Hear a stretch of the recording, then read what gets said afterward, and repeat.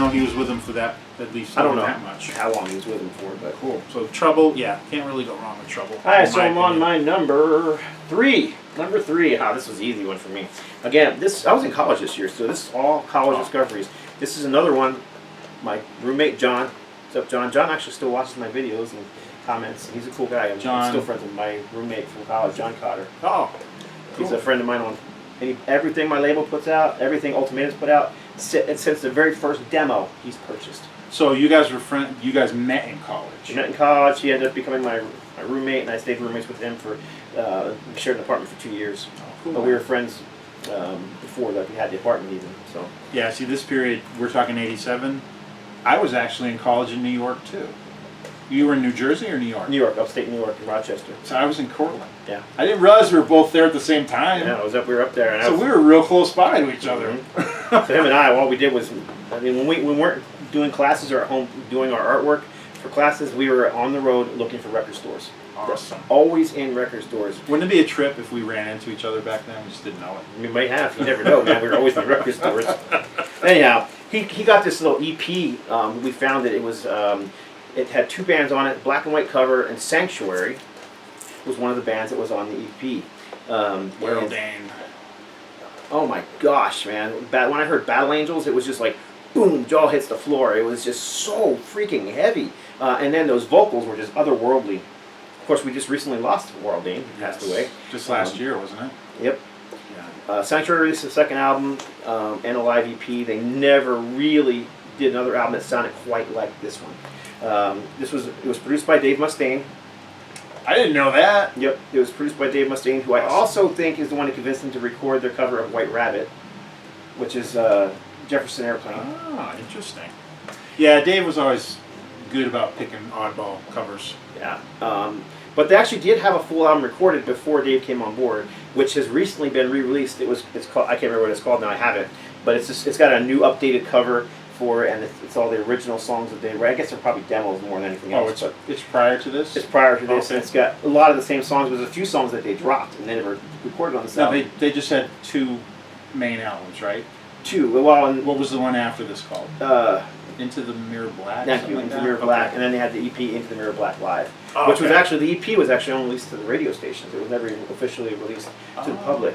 Like but that it was, Molly Hatchet live one? Yeah, but it was only on CD. And it's been bootlegged. But it still hasn't been officially released. Thank God. I mean, sometimes it's like, thank God for bootleggers.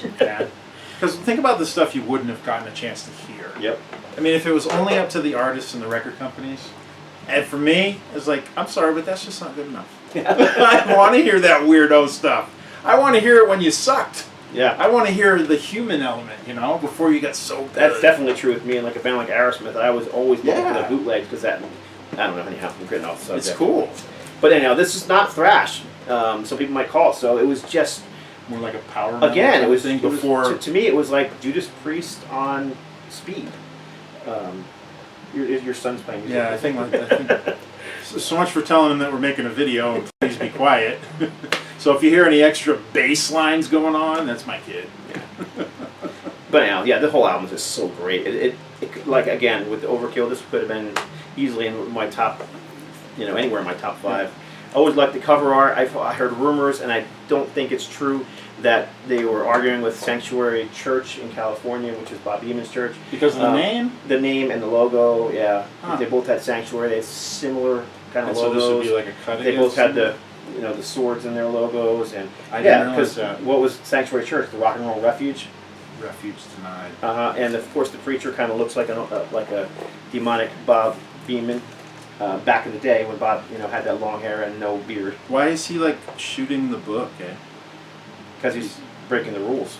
Oh, yeah, a little bit bitter cover, sort of bitter. Something. I don't know. It came from something. It could be true. I don't know. And the thing is, I love Pastor Bob. He's a good friend of mine. He's one of the greatest guys you'd ever want to meet. So, regardless if that's true or not, I never heard that story. So, I never was really into these guys. I know he went on to form Nevermore. Yep. Never really listened to them, although I did see him live on Gigantor. And then they came back when Nevermore broke up, and they reformed Sanctuary with the original members, most of the original members, recorded another album, and then that's, he did his solo album, and then he passed away on I didn't know they had Sanctuary did a 3rd album. Yeah, they have a 3rd album out, which is fantastic, but it doesn't sound like this.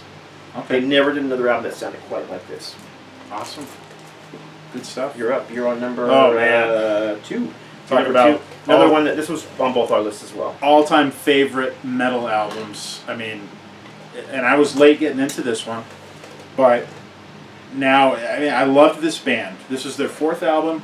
I loved their first 2. The third one was a little bit weak because there's more of that again. It was a record company meddling. pushing a band. And I personally like it because I like their sound, but and I didn't mind a little more commercial. But I'm glad they didn't stay there. Savatage, Hall of the Mountain King is so so freaking good. Oh my God, they are back with a vengeance, and I think they've got one change in members. I think John Middleton was not the original bass player. I think you're correct. Yeah. Matter of fact, I'm positive.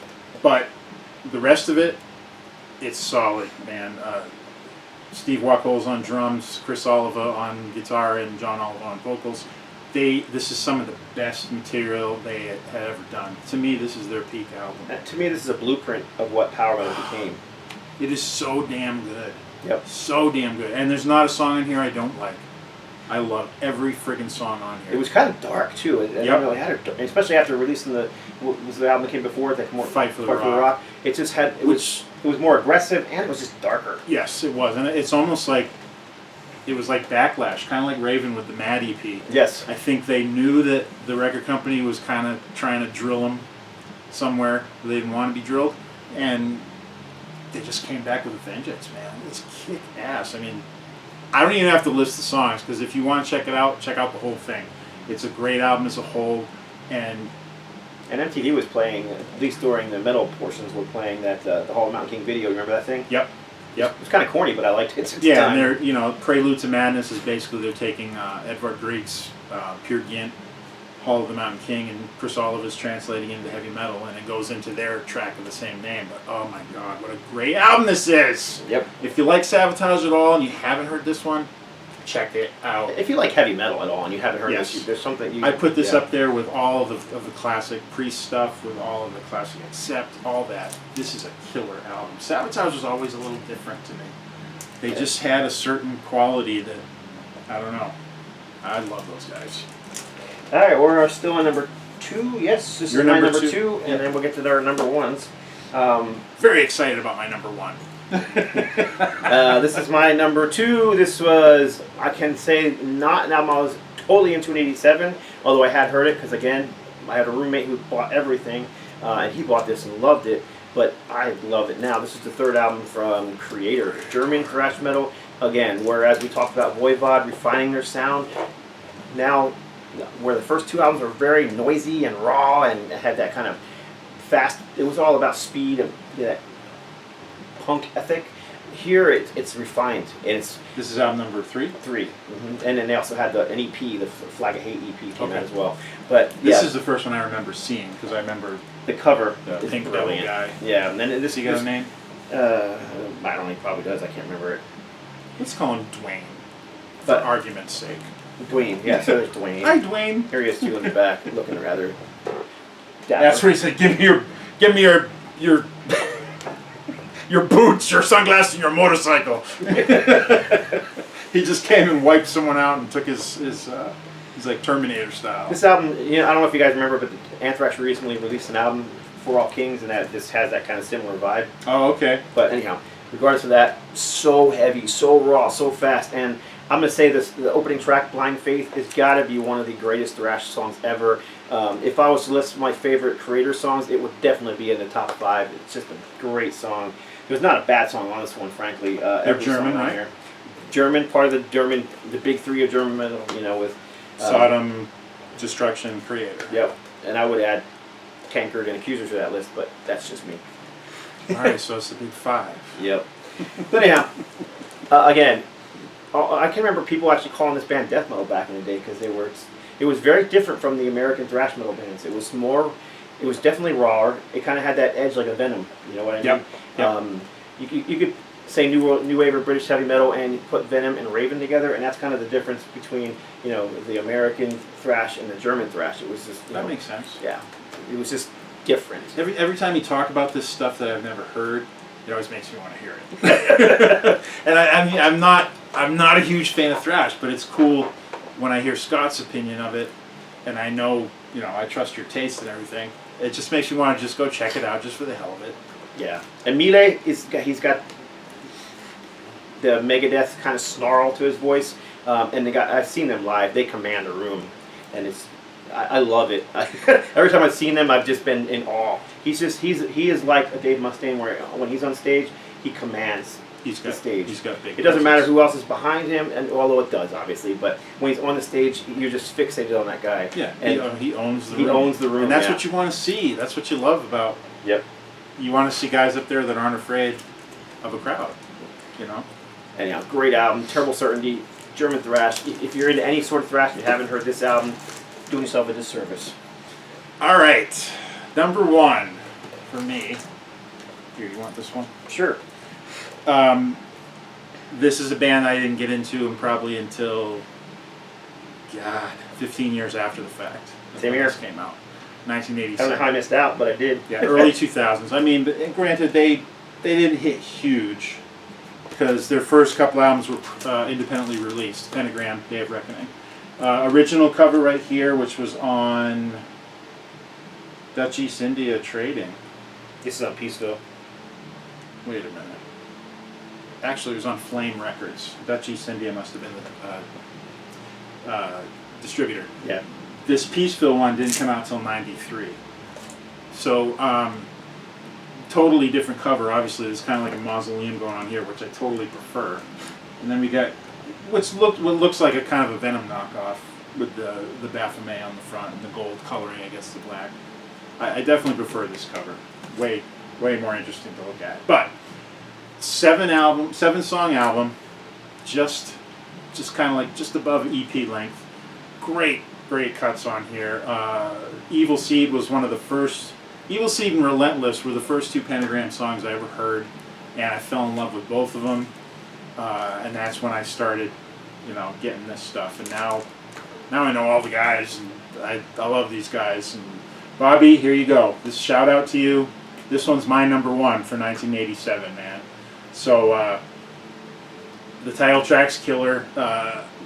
One of my favorites on here is Burning Savior, which is probably their most sinister sounding track. But to me, it's like Pentagram's version of Megalomania by Sabbath. Such an epic track going on. Didn't Place of Skulls do a cover of Evil Seed? Well, Victor wrote Evil Seed. They did cover that. It was on the live CD that they put out, and then it was the B-side of the fall single. That's right. Place of Skulls has also covered Wartime. I believe they've done Broken Vows too, because those are Victor's songs. Great stuff. If you liked Relentless or the self-titled Pentagram that came first, you'll like this just as much. The vinyl has a different mix. The original vinyl has a different mix and a drum track than the later Peaceville one. Stuart Rose was the drummer on here, another R.I.P. Joe Hasselvander rejoined the band later, came back, redid all the drums before they put it out again on Peaceville. And there's actually the track running is different from the original version to the Peaceville one too. It's a different sound. I love them both personally. I'm sure the band has their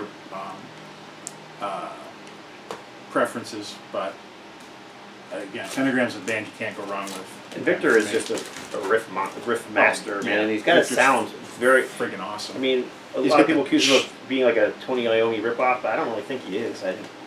No, definite influence, but Victor has got one of the thickest guitar tones I've ever heard in my life. I mean, when his riffs come in on like a Place of Skulls album, your woofers are like, they're swelling along with it. It's like, damn. Great stuff. If you haven't heard Pentagram, check them out. All right, this is my number 1. This album dominated my world that year. I was, like I said, from the East Coast. This band was huge on the East Coast long before this album came out. Yep. But when it did come out, they pushed this band to a whole other level. Anthrax. Yeah. I remember getting Among the Living. I Am the Law EP before this came out, and I totally dug that tune. They kind of added almost a hardcore element to this sound, because the first 2 albums were definitely speed metal thrash. But here they added something to it Yeah, Scott Ian's. But they were also doing the SOD thing around Yep. the same time. That's right. You can definitely hear that influence in this album. Yeah. And I mean, it's Scott Ian's love for the punk and hardcore bands was definitely starting to bleed into it. Yeah, and also rap. Yep. Although you don't hear any of that on this album, but No, not quite yet. but they started doing that thing. They did the "I'm the Man" around that time. Well, I'm the Man was a B-side. Right. Was the B-side to On I'm the the Law. Yep, that's exactly. right. And that's where it kind of blossomed from there. And then after that, you started seeing them wearing the rap shirts. Yeah. And anyhow. And I mean, it was the goofy rap. It was like DJ Jazzy Jeff and the Fresh Prince kind of rap, you know, way back then. Run DMC and Yep. what was that?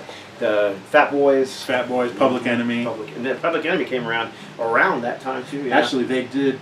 Yeah, that was in '89, I believe. They did a cover of "Bring the Noise" by Bring the Public Noise. Enemy, but they Couple had an years EP with another hip hop rap, UTFO. UTFO. Yeah. Yep. So they went a step further. I mean, Aerosmith did the Run DMC collaboration. Anthrax kind of did their own version in the thrash camp. Yep. And it's not a bad song on here. And then most of these songs, they still play them live. Yep. And this is basically their Master of Puppets, this is Which is funny because their Rain in Blood. Yep. You know, this is what got them into being the Big Four. Yeah. All those bands had one album that brought them into that. I mean, for me, it was Spreading the Disease. That's when I Me fell too. in love with Anthrax.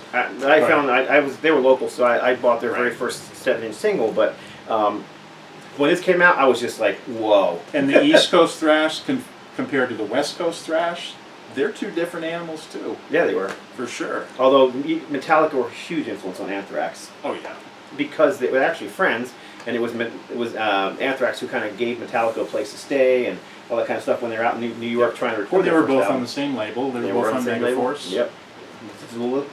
Zazula. Yep. John and Anyhow, Marsha. number one, Anthrax, Among the Living. Among the Living, which is a nod to Randall Flagg from the Stephen King's The Stand. Correct. I believe. Yeah.